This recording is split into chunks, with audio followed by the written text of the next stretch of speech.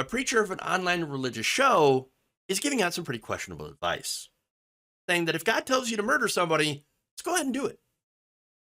Well, I'm going to say something controversial that will absolutely delight atheists because they like to take, not all atheists, some internet atheists like to take things out of context and use it to make me look bad. I don't care. If God really told them to do it, then they were right. If God didn't tell them to do it, then they were wrong. And they were just a murderer and a delusional murderer who's blaming God, which just makes it worse. But if God himself actually tells you, he's like, hey, I am the ultimate governor of all of life, and I have judicially said that person is going to die, and I'm telling you to do it. That's Christian preacher Mike Winger, who says, hey, look, if God tells you to murder somebody, I mean, it's God telling you, so you have to. You just have to. Now, there's a lot of things to say about this, obviously.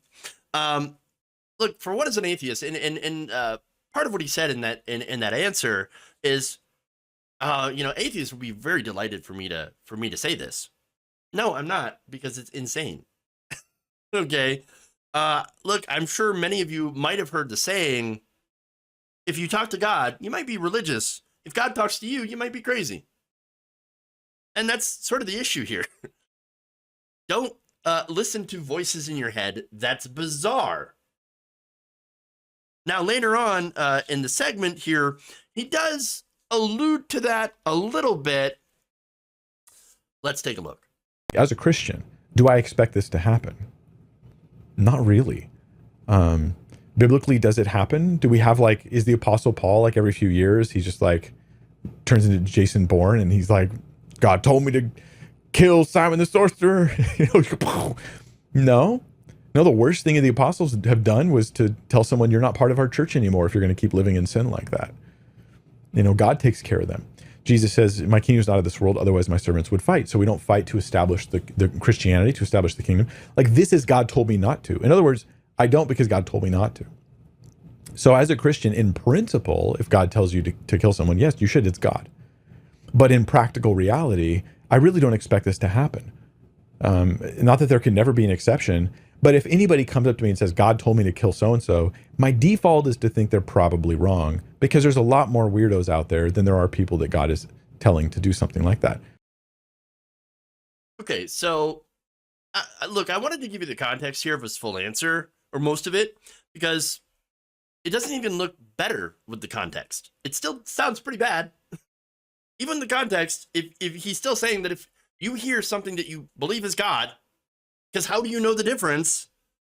And that voice in your head tells you to murder somebody. Oh yeah, you totally do it. I mean, I believe it's the voice of God. Even though, I mean, he does admit, well, there are weirdos. No, there are people that have massive mental illness that believe they hear the voice of God, because how do you know it is or isn't? It's insane. And look, and here's the other thing too. This is one of my big problems with religion is all the contradictions. Okay, one of the commandments says, "Thou shalt not kill." Well, wait a minute. God just told you to kill somebody. You're breaking God's law, but you're also following God. It doesn't make any sense. Doesn't make any sense. So now, again, the big question here is, how would you know it's God and not your mental illness? That's why this is just a ridiculous question and a ridiculous answer. Now, the other thing is, why, if God's all powerful, wouldn't they just take care of it themselves? Shoot a lightning bolt, give them cancer, something. Now, look, the guy's obviously trying to answer a question that he considers to be difficult. That's not a difficult question. For me, it's no, don't murder people. But you see that the guy's got to pretzel himself to give himself an answer. But look, the other thing too is he had said that well, atheists hate me anyway. No, I don't know this guy. I don't hate him. I disagree with him massively, but I don't care what people believe as long as they don't hurt other people. the thing about this guy's advice and a lot of religion in general is that it keeps being used to hurt other people. Which is why, again, I don't agree with organized religion or fundamentalist religion. I think that if you're going to have religion, you need to be using it to help people, not to hurt them.